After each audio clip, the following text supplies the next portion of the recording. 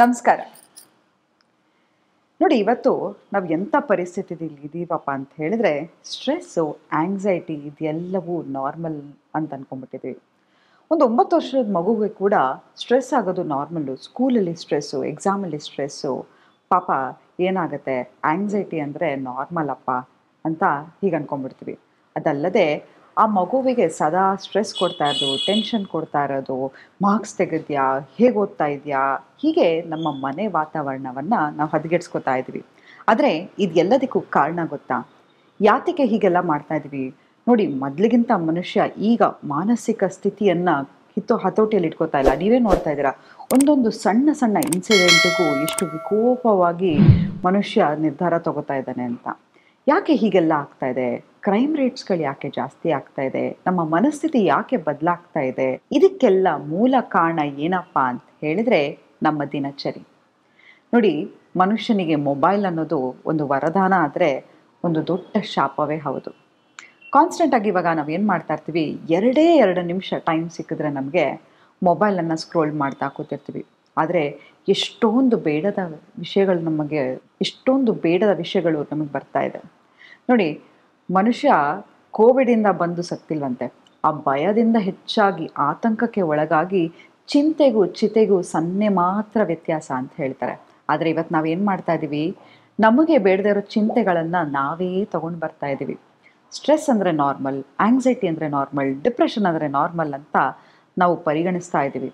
ಆದರೆ ಒಂದು ಗೊತ್ತಾ, ಇದರಿಂದ ಎಷ್ಟು ವಿಕೋಪಕ್ಕೆ ಹೋಗ್ತಾ ಇದ್ದೀವಿ. ಅದನ್ನೇ ಹೇಳಿದೆ, ಚಿಂತೆಗೂ ಚಿತೆಗೂ ಸನ್ನೆ ಮಾತ್ರ ವ್ಯತ್ಯಾಸ ಅಂತ ಹೇಳಿ.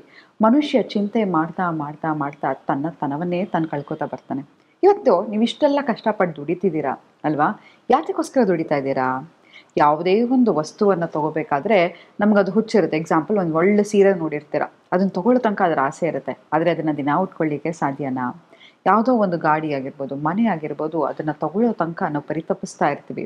ಆದರೆ ಎಲ್ಲವನ್ನು ಯಾಕೆ ತೊಗೋತೀವಿ? ಆ ಸೀರೆ ತೊಗೊಂಡ್ರೆ ನನಗೆ ಯಾರೋ ಒಬ್ಬರು ಹೊಗಳ್ತಾರೆ, ನನಗೆ ಖುಷಿಯಾಗತ್ತೆ ಅಂತ.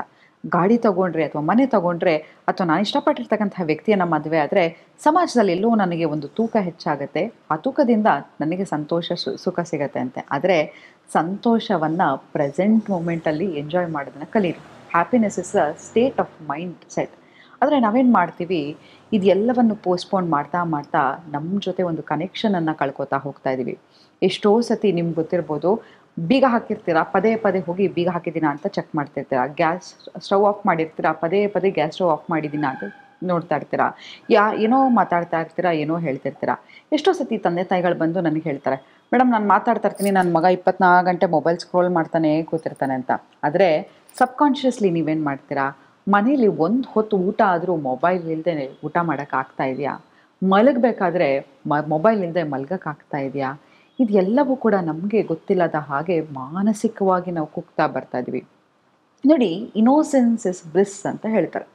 ಯಾಕೆ ನಮ್ಮ ಲೈಫನ್ನು ನಾವು ಇಷ್ಟು ಸೀರಿಯಸ್ಸಾಗಿ ತೊಗೋಬೇಕು ಹೇಳಿ? ಪ್ರತಿ ಸತಿ ಒಂದು ಪ್ರಾಬ್ಲಮ್ ನಿಮ್ಮ ಲೈಫಲ್ಲಿ ಬರ್ತಾ ಇದೆ ಅಂತ ಹೇಳಿದ್ರೆ ಅದ್ರ ಜೊತೆಗೆ ಅಟ್ಯಾಚ್ ಆಗ್ಲಿಕ್ಕೆ ಹೋಗಬೇಡಿ. ನೋಡಿ, ಮನುಷ್ಯನಿಗೆ ಸುಖ ದುಃಖ ಎಲ್ಲವೂ ನಾರ್ಮಲ್ ಆಗಿರುತ್ತೆ. ಈಗ ನಾನು ನಿಮ್ಮ ಹತ್ರ ಮಾತಾಡ್ತಾ ಇದ್ದೀನಿ, ನಗ್ತಾ ನಗ್ತಾ ಮಾತಾಡ್ತಾ ಇದ್ದೀನಿ ಅಂತ ತಿಳ್ಕೊಳ್ಳೋಣ. ಇಡೀ ದಿನ ನಾನು ನಗ್ತಾ ಇದ್ರೆ ಏನಂತ ಕರೀತಾರೆ ನನ್ನನ್ನು? ಅಲ್ವಾ? ಹಾಗೆ ಇಡೀ ದಿನ ನಗಲಿಕ್ಕೂ ಸಾಧ್ಯ ಇಲ್ಲ, ಇಡೀ ದಿನ ಅಳ್ಲಿಕ್ಕೂ ಸಾಧ್ಯ ಇಲ್ಲ. ಹಾಗೆ ನಿಮ್ಮ ಜೀವನದಲ್ಲಿ ಯಾವ ಕಷ್ಟ ಬರುತ್ತೋ ಅದು ನಿಮಗೆ ಪಾಠವನ್ನು ಕಲಿಸಲಿಕ್ಕೆ ಬರ್ತಾ ಇದೆ. ಯಾವಾಗ ನಾವು ಅಕೌಂಟಬಿಲಿಟಿ ತಗೊಂಡು ನಾವು ನಮ್ಮ ಜೀವನದಲ್ಲಿ ಬದಲಾವಣೆ ತಗೊಂಡು ಹೋಗ್ತಾ ಇರ್ತೀವೋ ಆಗ ನಮ್ಮ ಜೀವನ ಬದಲಾವಣೆ ಸಾಧ್ಯ. ಹಾಗಾಗಿ ನಿಮ್ಮ ಲೈಫ್ ಸ್ಟೈಲನ್ನು ಚೇಂಜ್ ಮಾಡ್ಕೊಳ್ಳಿಕ್ಕೆ ಶುರು ಮಾಡಿ. Stress, anxiety, depression, panic attack ಇದೆಲ್ಲವೂ ನಾರ್ಮಲ್ ಅಲ್ಲ. ಸೊ ಯಾವುದೇ ಒಂದು ಬೆಳಗ್ಗೆ ಎದ್ದ ತಕ್ಷಣ ನಿಮ್ಮ ದಿನ ಹೇಗಿರಬೇಕಪ್ಪ ಅಂತ ಹೇಳಿದ್ರೆ, ಎಕ್ಸಾಂಪಲ್, ಈಗ ನಿಮ್ಮ ಕೆಲಸ ನಿಮಗೆ ಸ್ಟ್ರೆಸ್ಸನ್ನು ತರ್ತಾ ಇದೆ ಅಂತ ತಿಳ್ಕೊಳ್ಳೋಣ. ಅಫರ್ಮೇಷನನ್ನು ಬರಿತಾ ಹೋಗಿ. ನೋಡಿ, ನಾನು ನಿಮಗೆ ಹೇಳ್ತೀನಿ, ಒಂದು 5 ಸತಿ ಹೇಳಿ, ನನಗೆ ಸುಸ್ತಾಗಿದೆ ಅಂತ. ಬೆಳಗ್ಗೆ ಎದ್ದು ಎಷ್ಟೇ ಚೈತನ್ಯ ಇರಲಿ, ಶಕ್ತಿ ಇರಲಿ, ಇದ್ದಕ್ಕಿದ್ದಂಗೆ ಕಾರಣ ಇಲ್ಲದೆ ಸುಸ್ತಾಗಿರೋ ಥರ ಅನಿಸ್ತಾ ಇರುತ್ತೆ. ಅದೇ ನಾನು ಸಂತೋಷವಾಗಿದ್ದೀನಿ, ನಾನು ತುಂಬಾ ಖುಷಿಯಾಗಿದ್ದೀನಿ, ನಾನು ಆರಾಮಾಗಿದ್ದೀನಿ, ನೆಮ್ಮದಿಯಾಗಿದ್ದೀನಿ ಅಂತ ಹೇಳ್ತಾ ಹೋಗಿ, ನಿಮಗೆ ನೆಮ್ಮದಿ ತರ್ತಾ ಹೋಗುತ್ತೆ. ಯಾಕೆ ಗೊತ್ತಾ? ನೀವು ಬೆಳಗ್ಗೆ ಎದ್ದ ತಕ್ಷಣ ನಿಮ್ಮ ಸುಪ್ತ ಮನಸ್ಸು ತುಂಬಾ ಎಚ್ಚರಿಕೆಯಲ್ಲಿರುತ್ತೆ. ಏನನ್ನ ಬೆಳಗ್ಗೆ ಎದ್ದೇಳ್ತೀರಾ, ಅದಕ್ಕೆ 7 AM to 9 AM receiving time ಅಂತೆ. ಹಿಂದಿನ ಕಾಲದಲ್ಲಿ ನಿಮ್ಮ ಅಜ್ಜಿ ಆಗಿರ್ಬೋದು, ತಂದೆ ತಾಯಿಗಳು ಹೇಳೋರು, ಬೆಳಗ್ಗೆ ಎದ್ದ ತಕ್ಷಣ ಗುಣಗ್ತಾ ಎದ್ದೇಳ್ಬೇಡಪ್ಪ, ಬಲ್ದ ಮಗಳಿಂದ ಎದ್ದೇಳು. ನಮಗೊಂದು ಮಂತ್ರನೂ ಹೇಳ್ಕೊಟ್ಟಿದ್ರು, ಕರಾಗ್ರೆ ವಸತೆ ಲಕ್ಷ್ಮೀ, ಕರ ಮಧ್ಯೆ ಸರಸ್ವತಿ, ಕರಮೂಲೆ ತು ಗೋವಿಂದ ಪ್ರಭಾತೆ ಕರ ದರ್ಶನಂ ಅಂತ.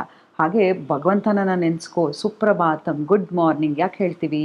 ಒಳ್ಳೆ ಆಲೋಚನೆಯನ್ನು ಮಾಡ್ತಾ ಹೋಗು, ಯಾವಾಗಲೂ ಸತ್ಯ ಚಿಂತನೆಯನ್ನು ಮಾಡ್ತಾ ಹೋಗು. ಭಗವಂತ ಯಾಕಂತ ಹೇಳಿದರೆ ಹೈ ವೈಬ್ರೇಷನ್ ಇರ್ತಕ್ಕಂಥ ಎನರ್ಜಿ ಯಾರು? ಭಗವಂತ.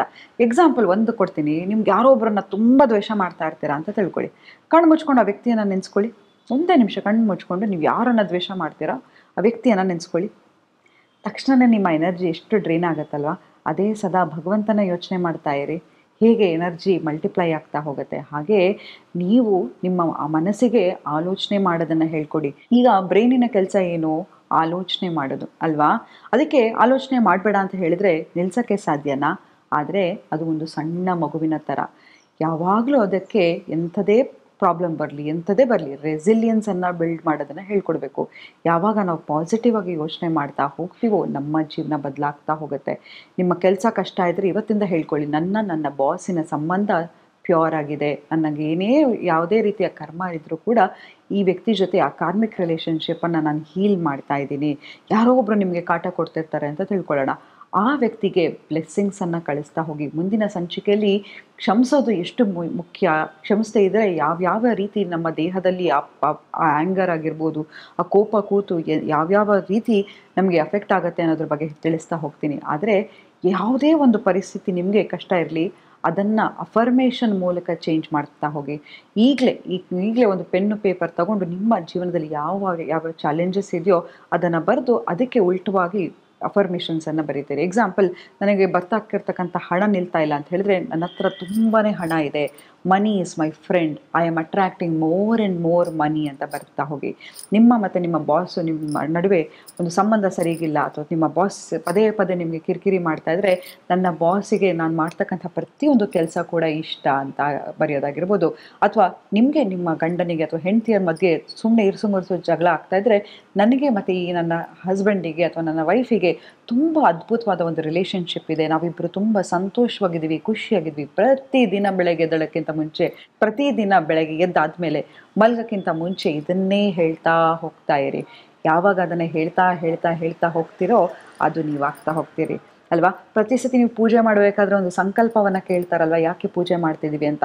ಇವತ್ತು ಲಾ ಆಫ್ ಅಟ್ರಾಕ್ಷನು, ಮ್ಯಾನಿಫೆಸ್ಟೇಷನು, ಇದೆಲ್ಲ ಹೊಸ ವರ್ಡನ್ನು ಕೇಳ್ತಾ ಇದ್ದೀರಾ. ಆದರೆ ನಮ್ಮ ಸನಾತನ ಧರ್ಮದಿಂದ ಕೂಡ ಇದನ್ನೇ ನಾವು ಮಾಡ್ತಾ ಬಂದಿದ್ದೀವಿ. ಸಂಕಲ್ಪ ಅಂತ ಹೇಳ್ತೀವಲ್ಲ, ಯಾಕೆ? ಸಂಕಲ್ಪವನ್ನು ಮಾಡಿದಾಗ ನಮಗೆ ಸಿದ್ಧಿ ದೊರಕತ್ತೆ ಅಂತ. ಆದರೆ ಪ್ರತಿಯೊಂದು ಆಲೋಚನೆ ನಿಮ್ಮದು ಪರಿಶುದ್ಧವಾಗಿದ್ದರೆ ನೀವು ಒಂದು ಪ್ಯೂರ್ ಹ್ಯೂಮನ್ ಬೀಯಿಂಗ್ ಆಗ್ತಾ ಹೋಗ್ತೀರಾ, ನಿಮ್ಮ ವೈಬ್ರೇಷನ್ ಹೆಚ್ಚಾಗತ್ತೆ ಅಂತ ಹೇಳ್ತಾ ಇವತ್ತಿನ ಸಂಚಿಕೆಯನ್ನು ನಾನು ಮುಕ್ತಾಯಗೊಳಿಸ್ತಿದ್ದೀನಿ. ಧನ್ಯವಾದಗಳು.